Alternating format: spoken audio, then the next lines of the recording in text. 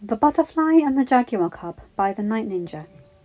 Chapter 16. Closing the Tear. Mirabelle sighed and leaned back in her chair at her desk. She had been writing from early on that morning to almost noon. The whole family other than her was sleeping in. She wished she could be in her sewing room right now, but she needed to write down new limitations for the town so that no one in her family would have their abilities taken advantage of, but the town would still be able to thrive. She also needed to write contracts for her Tio to have people sign before they received a vision from him. The calendar was redesigning his room to be less taxing on the body, to get to but still be private. And Isa had gone plant crazy, creating more and more dangerous plants in her room, and casually snipping the heads off roses every time she saw Abuela.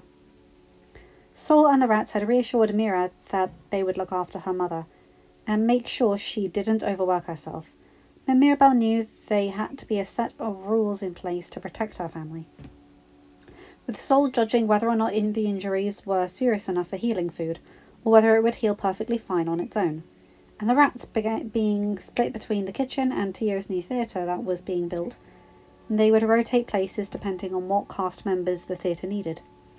Unless in emergency cases, the new clinic/restaurant would be open from 9 a.m. until 7 p.m. on weekdays and 9 to 1 on weekends. Louisa and the hippos would only be allowed to work from 9 in the morning to 5 at night on weekdays, with breaks for lunch and a water break whenever she needed it. The hippos would ensure she didn't skip her water breaks, and lunch would be rather forcefully shown when Louisa's services were no longer available. Dolores would have limitations to her gift, being able to turn it off or on when she wished, and just how far she was able to hear. The birds had asked Mirabelle if Dolores could help them while they were on patrol around the borders. A special guard treehouse would be built for her and Mariano to spend their days in 9 to 5 on weekdays, and an hour of their choice on Saturdays. Camilo had decided that he liked babysitting the slightly older kids, but only wanted to do it every other day for a maximum of 4 hours. If he was needed longer, then he would expect compensation and forewarning. Pepper now no longer needed her emotions to control the weather. She just needed to will it into existence, and she would set up the weather to match the reports from the birds outside the Encanto said the weather would be like, unless it was an extreme anomaly, like a drought or a hurricane. People asking for particular weather would find a 10-foot caiman in a bow growling at them ready to charge. Mirabelle set the pen down and looked at her work. 2 pages of legislation per member of the family. River put her front paws on the desk to read what Mirabelle had written. Looks good. It's respectful to the village, but put a lot of boundaries in place that your family can adjust to suit their needs, River said approvingly.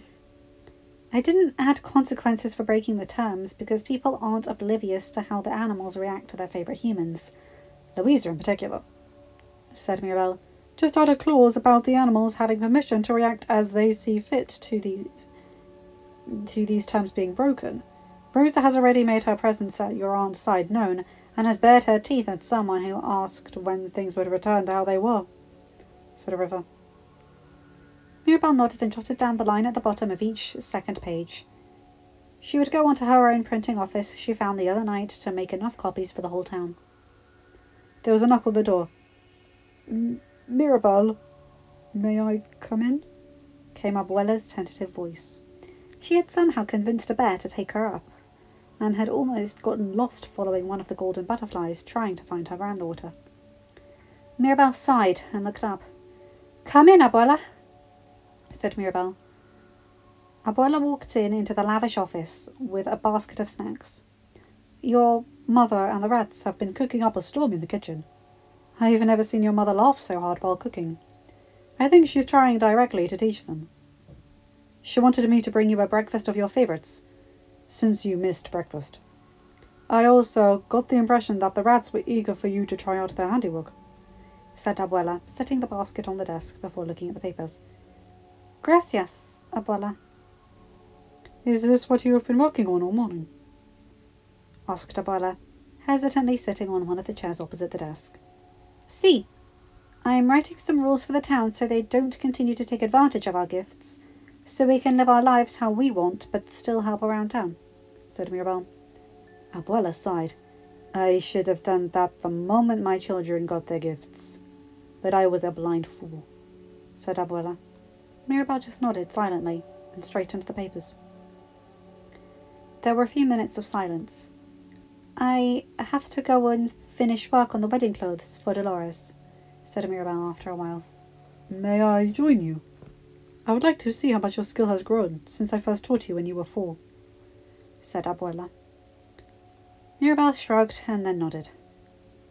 Abuela followed her through the halls, the bear keeping a very close eye on her as it stood on its hind legs like a guard.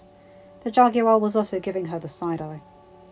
Abuela sat on one of the massive high-back armchairs in the corner of the room, and Mirabel silently handed her Peppa's dress for the wedding.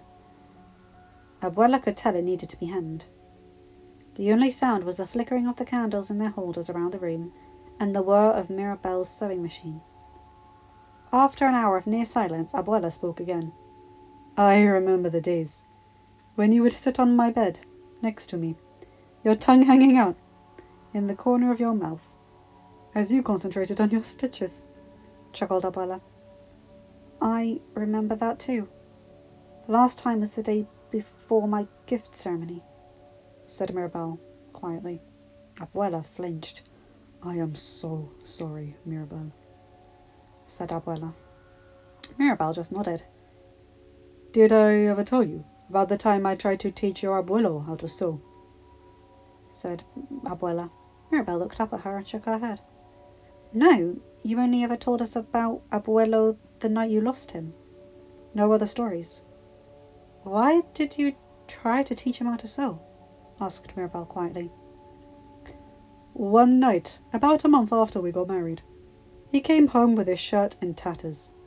He had about as much sense of direction as your father has balance, started Abuela. Mirabel chuckled softly. He comes home with his story about several dogs and bushes, and gives me that sheepish look like he knows I am going to scold at him for getting lost again, because it's the 3rd shirt I have had to repair that month, smiled Abuela. I can see that. It's the same look Papa gives Mama when the bees have stung him again. That love-struck look, I know you're annoyed, but I can't help but kind of look, said Mirabel. Aye, that's one of the things that eventually warmed me up to your Papa. In that moment he looked so much like my Pedro that I couldn't help but think that he was a good man for my Julieta, said Abuela. What happened next? Asked Mirabel quietly. Well, I told him that if he was going to keep ruining his shirts, he'd better not expect dinner until late at night, since his shirts took so long to fix. Then he quietly asks if he can learn to fix them himself, said Abuela. What did you say? Asked Mirabel, moving on to the more delicate embroidery on Mariano's shirt. I told him I would, but he needed to make snacks first for us. He agreed, and I kissed his nose in thanks. Well, it turns out your mother did not inherit her skill in the kitchen from him. Sure, the food was far more edible than what Papa or Bruno can make, but it wasn't good, and he seemed to know it, chuckled Abuela. Oh, no, laughed Mirabel. Oh, his sewing was even worse than your first attempt. At least you understood smaller stitches. He couldn't grasp the idea, nor could he sew a straight line even on a machine. If you remember the last time your mother tried to teach your aunt about heat levels on the stove, it was similar to that, said Abuela. She thought that if she did everything at the highest heat, then she could make the food really faster. I take it he thought big stitches held the fabric together better? Asked Mirabel. Poor man. Patient and strong. They could have the intelligence of an arepa sometimes, chuckled Abuela sadly. Like Tio Felix when Tia is dancing.